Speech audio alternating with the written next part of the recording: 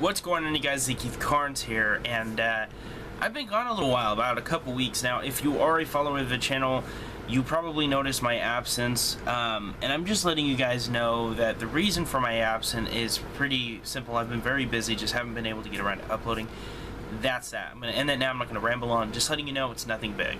So I want to let you guys know that this past Sunday on December 20th, 2015, I went and saw an early morning showing of Star Wars: The Force Awakens. Myself and my younger sister, I took us to go see it and was just completely blown away with this movie.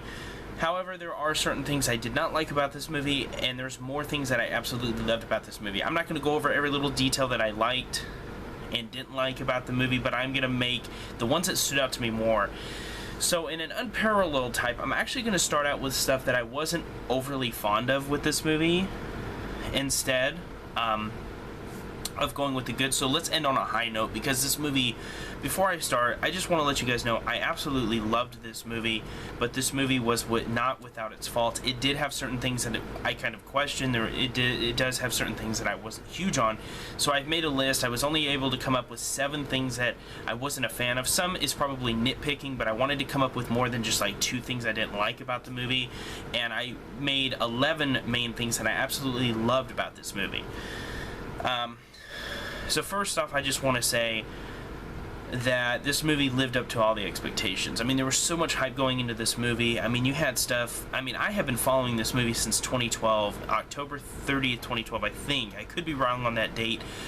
But Lucasfilm, ever since they announced that we were getting Episode 7, I have just been on this movie like white on rice. I have just been dying to see this movie, and my patience finally paid off. The 3-year wait came to an end this past Sunday, and I could not be happier. It was a $20 on the tickets alone, very well spent. No regrets whatsoever paying that crazy money for. I mean, tickets are so expensive these days. I don't really ever go to the movies, but when something like this comes out, I have to go.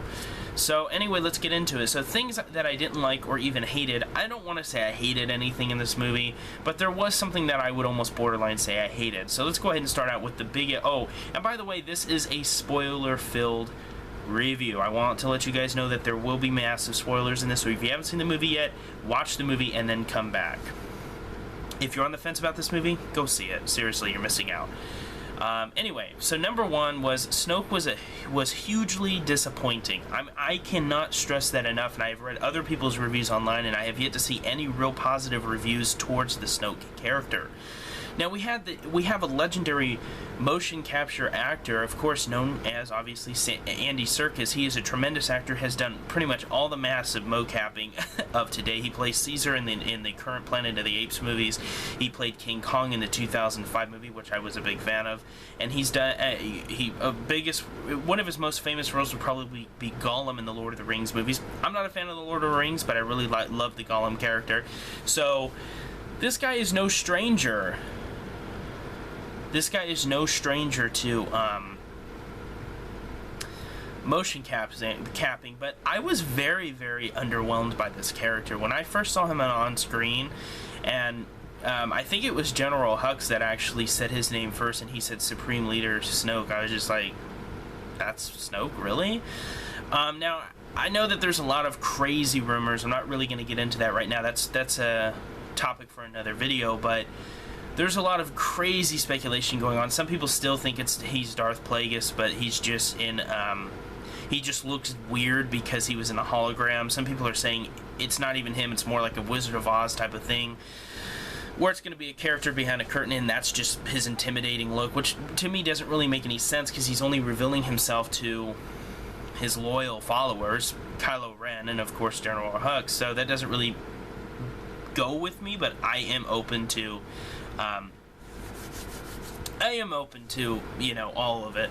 But the biggest thing with Snoke was I hated the way he looked. He just looked so fake. And I had heard a review before I saw the movie, a non-spoiler review, and the guy put it perfectly. He said that there was this time in the movie where it's like, it's like, wow, you're like, wow, that was CGI. But as soon as that scene passed, you were right back into the practical effects. And this has to be what he was talking about. And if it was, I could not have said it better myself. When you're looking at it, you're just like, ooh, that has like prequel written all over it. And then all of a sudden, when it was over and it went into the next scene of the movie, you're like, back to the gloriness of that is The Force Awakens. So, I mean, it is forgivable because this movie was just so great, but at the same time, it was a huge disappointment because this character was overly hyped. He was kept hidden until we saw the movie, and then you see him. He only shows up twice in the movie, but as a hologram. Once in kind of like, I think, midway through or more towards the beginning, and then like right at the end. Yeah, pretty much at the very end of the movie, where he says that he's going to complete Kylo Ren's training, which obviously is going to be saved for Episode 8. So that's something to look forward to. Hopefully we'll actually see him be with the characters. But, yeah, I don't know what they were thinking with Snoke. He was just, I don't know, it was just really bad. Number 2, Starkiller Base was just an oversized Death Star. I was pretty disappointed in this, I'm not going to lie. First of all, I don't think Starkiller Base should have been destroyed in this movie because it was just the same cliche with the Death Star, you know what I mean? It's like, I was just watching the movie and I'm just kind of like, really? I mean, I love this movie, but I mean, at the time I wasn't looking anything bad, but now that, you know, about 3 days now have passed since I saw the movie, I'm now starting to look more at the flaws and admit that this movie does have its flaws, and this was one of the bigger ones as well as Snoke. It's just, like, it was basically just another Death Star, just a lot bigger, and the weak spot was a little different, but it was pretty much the same thing. I mean, the X-Wings come in and blow up the base, and the bad guys escape. It's just like, okay. The music was underwhelming. I know a lot of people are probably like, what? But I heard a lot of reviews on this movie, and people were praising the shit out of this music, and I'm just not seeing it. I was watching the movie, and, you know, maybe it'll take me a couple more watches to more appreciate the music, but it was a really quiet movie in terms of music, in my opinion. There was times when they used the great old music from A New Hope, and I love that. John Williams is a musical genius, and I'm not taking anything away from his brilliance, but I don't know, I just don't think this movie is going to be remembered for its music. I mean, to me, the prequels had some of the best music out there. Whether you hate or love the prequels, you cannot deny that the music in those movies was outstanding. This movie, I was expecting some new classic tracks, and I don't know, I was just left feeling a lack of music, big time. Captain Phasma was barely in the movie despite heavy advertisement. Now, you know, if you have ever seen advertisement, which obviously it's pretty inevitable that you have, you will know that Captain Phasma was and is heavily advertised. I mean, she is like on everything, and she looks amazing and is badass. She's in the beginning of the movie, and she just looks amazing going in there, you know, with Kylo Ren, you know, in the beginning, when they're looking for BB-8. I mean, that was really cool to see her, and then her interacting with Finn and stuff. But I don't know, I just felt like she's kind of like the Darth Maul of this movie. It's like, okay, she's cool, but I want more. I want to see more of her. I wanted her to take her helmet off, or them remove her helmet. I wanted to see if she was just Gwendolyn Christie underneath her, or if they were going to change her look. I was kind of disappointed. But that doesn't mean, that's not necessarily a big bad thing. It just means that there may have been the decision to keep her more for Episode 8. Maybe we're going to see more of her in 8. I at least hope so. Hopefully there'll be enough outcry from the fans and they'll say, okay, we got to really give Captain Phasma a bigger role in this movie. Next up, the lack of Darth Vader helmet explanation and involvement in the story. This was actually kind of surprising to me. It wasn't really disappointing per se, but it could be something that I could see other people say, yeah, I was kind of disappointed, was that Darth Vader's helmet only shows up one time in this entire movie. And this movie's about 2.5 hours, and it only shows up like one time. And I was kind of disappointed in that because I thought there was going to be a lot more interaction between Kylo Ren and the helmet. I thought that he was going to be moving it around, maybe even carrying it with him. And I thought we were going to have more sessions where he's kind of meditating with the helmet. I thought that was the whole point of the helmet. And the helmet was heavily advertised as well in the movie's trailers. And it's a very, very brief scene where he just says, I'm going to finish what you started, grandfather. And that was it. That's the only time you saw the helmet, and you're just kind of like, okay. And it was not explained how he even got this helmet, because that helmet, of course, was burned 32 years before the events of this movie. Obviously, Adam Driver, who plays Kylo Ren, is not that old, so he's a young man. So obviously, he was not alive at the time of that happening. So we're still left with the big question: how the fuck does he have Lord Vader's helmet? Now, once again, this could be something that they're saving for Episode 8, which is forgivable, obviously. Episode 8 is already being hyped, and I'm very excited for it already because of all the unanswered questions. I just hope that we do get an answer to it soon. And I don't know, I just kind of felt like we should have gotten it out of this. I think maybe, I don't know, they could have done something to explain it, but they just didn't. Next one that kind of confused me a bit was General Hux talks down to Kylo Ren. I mean, he just talks to Kylo Ren like Kylo Ren's an idiot. Like, in the terms of, if you've seen the movie, you kind of know what I mean. Like, he just sits there and says, you know, basically, there was a scene where they were talking about what they were doing, and they wanted to blow up, General Hux wanted to blow up the planet with the Death Star 3, or Starkiller Base, whatever you want to call the fucking thing. He wanted to blow it up, and that's when Kylo Ren intervenes and says, no, I have to get the droid and this and that, and that's Hux knows why he wants a droid. It has the map and location of where Luke Skywalker is, which is the whole point of this movie, really. And Hux just, like, talks to him like it's no big deal, and just says, you know, basically he just says, you know, we're not here for your personal agenda, we're here to win and this and that, and it's not about where Luke is. Like, we could give a shit less. It's not about your personal stuff and you know, your obsession with Luke. And Kylo Ren is just like making an excuse of why not. It's almost like he's like, please don't blow it up yet, I swear I'll do it all. And it's like, when I saw Kylo Ren earlier in the movie, this was not a guy that would put up with some little twerp fucking talking down to him like he's shit. And the last one that kind of bothered me about this movie was no Knights of Ren. I mean, the Knights of Ren were not in this movie. There was that flashback sequence with Rey when she touches Luke's lightsaber in Maz Kanata's castle for the first time, and we do see the Knights of Ren with Kylo Ren in the forefront. But then that's it. And I was just like, really? Because, like, in the trailer, we saw the Knights of Ren, and if you've seen my reaction, I go, Knights of Ren, you know, I get excited, and then, yeah, you see this movie, and you're just like, wow, no Knights of Ren are actually in the movie. That kind of sucked. But once again, it could be something where they are holding off for Episode 8, but there was no explanation who they were, where they are, why weren't they involved in this, why is Kylo Ren the special one out of them? Nothing was explained. So those are my only grievances, really, with this movie. Like I said, some of that was nitpicking, like the lack of Knights of Ren, the lack of explanation of Darth Vader's helmet. The two big ones that I will say that I do have a right to complain about is Snoke, who was just horribly disappointing, and Starkiller Base being a Death Star 3 basically was just really kind of lazy in my opinion. I think that they should have did something else. Alright, so here are the things that I liked and loved about this movie. I'm going to try to get through this as fast as possible because I don't want to have like a 40-minute review here. So number one, the practical effects were perfect. I mean, I cannot stress enough to you guys how good these effects looked on camera. They looked so real, they looked so alive, and I was just so blown away with this movie. I never felt like anything was fake like I did when I saw Snoke. I just felt like this was a real place that you could, if you had the technology, you could go visit.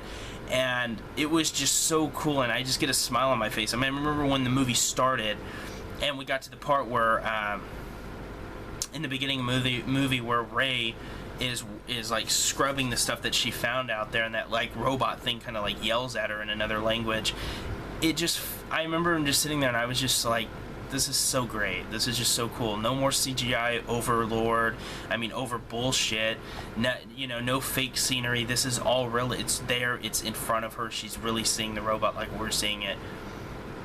It was just magnificent. I really can't put enough emphasis on that.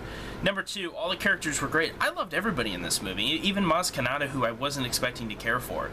This movie was just great. General Hux was great. Kylo Ren was great. Han Solo, Chewie, Rey, Finn, Leia, even Luke, who only showed up for like 30 seconds. It was just such an awesome movie. I really loved it. BB-8. Can we just sit here and just say what a standout star BB-8 was? I love that fucking droid. That was really cool. And I was kind of on the fence with him. I'll get to him later, but I was kind of on the fence with him. Number three, Kylo Ren is still learning. Kylo Ren is not a full dark side user. He is, but he's not like fully skilled like what we got with Darth Vader in episodes 4, 5, and 6. He is still very much a rookie, and it shows in this movie. I'll get later to why it shows in this movie, but yeah, I was really surprised. Kylo Ren he is very, very strong. He has the ability to be an extremely big-time villain like Darth Vader, but he is still in kind of an infancy of his dark side abilities, and I really love that. We're going to definitely see development with Kylo Ren, and I can't say it any more. I just can't say it any more better than I'm very excited to see where they go with this character. Number 4, Kylo Ren has insane anger. That part in the movie, when the guy goes up to him, and the guy looks scared as fuck to tell Kylo Ren that they lost the droid and stuff, and they don't know where they went, and Kylo Ren just ignites his lightsaber and just starts fucking wailing away at the fucking control panels and shit. I love that. And he's all breathing hard because he's so fucking mad, and then he kind of turns his head and he's like, is there anything else? And it was just so great, and it was just so cool to see that this character has just so much uncontrollable rage and anger, and has a lot of the evil Anakin Darth Vader in him. It's really cool to see that. Number 5, Han Solo and Chewbacca had big roles. This is something that was a pleasant surprise to me. I honestly did not think that these two characters were going to be in this movie this heavily, and they really were. This was more of a Han Solo Chewbacca adventure to a degree, but it wasn't overdone. It was very well done. I was just so happy to see Han Solo back. Big reveal here, Han Solo does get killed by Kylo Ren, who is revealed to be his son. I love the story. It's emotional. It was so sad seeing Han Solo die. Everybody in the theater literally went when he got stabbed by Ren's lightsaber and then thrown off the bridge. We learned that Kylo Ren's name is Ben Solo is his real name, but he changed it to Kylo Ren because he left his former self behind. We've been over that in previous videos, that's what the Sith dark side people do. But Han and Chewie in this movie were just unbelievably amazing. They were just so cool. It felt like Han Solo really was, and I was kind of worried about that. I was kind of thinking, is it really going to feel like Han Solo? Absolutely did. I loved it, and it was a really great way to send the character off. You know, even though he's not going to be in episodes in any future movies because he's dead now, except for the Han Solo spinoff, I definitely loved it, and I definitely am okay with him being gone because it was just such a great send-off to the character. Well done. Well done. Number 6 on the list, Luke is saved for episode 8. What I mean by this is what I mean. They are literally saving his character for episodes 8 and 9, assuming he survives 8. Because with Han's death, who knows who else can die, right? He only showed up in the movie for about literally 30 seconds at the very end. It ends with Rey holding out his lightsaber and him staring at her with, it almost looked like he was starting to tear up because he knows that Han died, obviously, and he knows what has to be done. Kylo Ren is his former pupil who turned to the dark side and murdered all the other potential Jedi, and that's why Luke went into this isolation, just like Obi-Wan and Yoda did, and it was really cool to see that, and I'm actually really happy with it. When I first heard rumors that he was barely in the movie, and then when I was watching the movie, I was like, yeah, he's definitely going to show up at the very end, and he did. I actually really like that. It definitely adds a lot more to Episode 8 and what's possible in that movie. Number 7 on the list is the dialogue was greatly written. Can I sit here and just give a round of applause to the people that wrote the dialogue in this movie? It was insanely great. It was so good. It was like almost like Quentin Tarantino wrote that shit, you know? It was just really well done. All of the talking was great. There was no cheesy lines where you're just like, who the fuck says that? You know, it wasn't like with with the prequels where Anakin's talking about sand being annoying. It wasn't something completely ridiculously pointless as that. The movie was just great from beginning to end. Everybody talking seemed so natural. Everything flowed perfectly, and the dialogue was one of the biggest things that stood out to me in this movie. Number 8, jokes were perfect and not cheesy. So once again, this kind of goes hand in hand with the dialogue, but the jokes in this movie, I heard that this movie was kind of a comedy at the same time, and it kind of worried me. But once I was watching it, it had some hilarious moments, but they were just so great. These are moments that are going to make you laugh for years to come after this movie is out. And the jokes were well delivered and felt very natural. Number 9, this we were talking about earlier, BB-8 was not the new Jar Jar Binks of the series. So I was kind of worried, and I think other people were too, that BB-8 was going to be annoying. And BB-8 was anything but annoying. I absolutely love the character. I hope we get to see plenty more of him in episodes 8 and 9. I really, really loved BB-8 in this movie. He really added a comedic relief to it. The part where Finn, like, arm out. I'm sorry, the video cut. But BB-8 puts his little arm out and thumbs up too. That was just so cool and so fucking hilarious. But, I mean, literally the entire audience, including myself, just erupted in laughter when that happened. That was definitely one of the funniest moments in the movie. Very well done on the comedy, guys. Whoever wrote that stuff in, genius. Number 10 on the list, Rey kicks Kylo Ren's ass. Who thought this was going to happen? Now, I've heard some people kind of be on the fence about this, like, well, you know, Kylo Ren's had training, and Rey has had no training whatsoever. How could she kick his ass? It just shows you how powerful she is with the Force. People are missing the message. People are missing the message that, first of all, Kylo Ren is still a rookie. This is what I was talking about earlier when I said Kylo Ren is still learning. Kylo Ren is still very much a rookie. He has tons to learn. He needs to learn how to control his anger so it doesn't get the best of him. And when he's fighting Rey, he is so overconfident that he can kick her ass that she actually gets the upper hand and, like, fucking hits him in the face with the lightsaber. And it was just such an awesome fight between the two. I loved how Kylo Ren was punching himself because he got shot by Chewbacca after he killed Han. He kept punching himself, and you saw the blood in the snow. It was just such an epic scene, and it made me love both Kylo Ren and Rey even more, and it just made me think these two are going to have some serious interaction with each other in the next movie. And last but not least on our list is non-stop action. There was no boring spots in this movie. This movie was there was never a dull moment in this movie. There really wasn't. I mean, if I had to pick a moment, I just had to pick a moment, and this, of course, would be extreme nitpicking, that it actually kind of got boring, like it kind of slowed down a little bit and it was kind of filler, would be the Maz Kanata Castle moment. But like I said, it wasn't boring to me, but I could see how somebody else could say, yeah, that was kind of the boring part of the movie. But I really loved it. I love the interaction with Maz Kanata when she climbs over the table and she's looking at Finn, and Finn's like, Han, what is she doing? And he's like, I don't know, but it can't be good. I mean, it was just so funny. Like I said, the dialogue, I can't praise it enough. It was just excellent. Guys, this movie was so good. Star Wars is back in such a huge way. From a 1 being horrible, which obviously this movie is anything but, to a 5 being perfect, I'm going to give this movie a solid 4.5 out of 5. And the reason I have to deduct a star, and I really don't want to, is because Snoke was just really bad. And the Star Killer base being an oversized Death Star was kind of lazy. I hate saying bad stuff about this movie, but I have to be fair. I can't be biased. So this movie gets a solid 4.5 out of 5. It was an amazing movie. There was just 2 major problems with it. Snoke and the Starkiller base being the Death Star, and Snoke being horribly CGI'd. Those were my only 2 grievances with this movie. The rest of the stuff that I said, like Captain Phasma barely being in it, General Hux talking down to, Kylo Ren, the Knights of Ren not being in, no explanation about Vader's helmet, that stuff can all just, it doesn't really matter.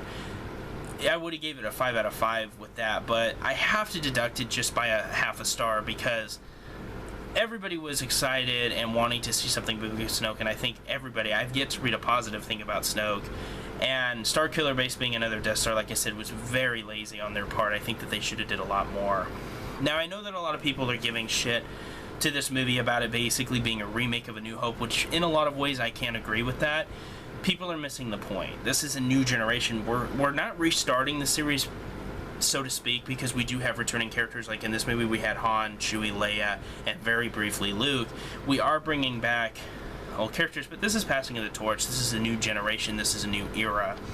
And it had a lot of similarities to A New Hope, but you have to see the larger picture of why they did it, and if you can actually remove your head from your ass, you will actually be able to understand why they did what they did. So there you guys go, 4.5 out of 5. Highly recommend this movie. If I had all the money in the world, I would go see this movie every weekend in the theater. I shit you not, I would go see it. I want to watch it again. It's only been about 3 days now since I've seen it, and I am dying to see it again. I want to go see it right now as we speak. So this is a great movie. I'm definitely going to be getting it on Blu-ray on launch when it first releases. Just a tremendous movie. J.J. Abrams, round of applause to you, sir. You knocked it out of the park. Thank you for bringing back Star Wars and not fucking it up. And the next director, you have some seriously big shoes to fill, and that's about it, guys. So until next time, this is E. Keith Carnes. Thank you guys so much for sitting through. If you're still here for the review, let me know in the comments below what you thought of the movie.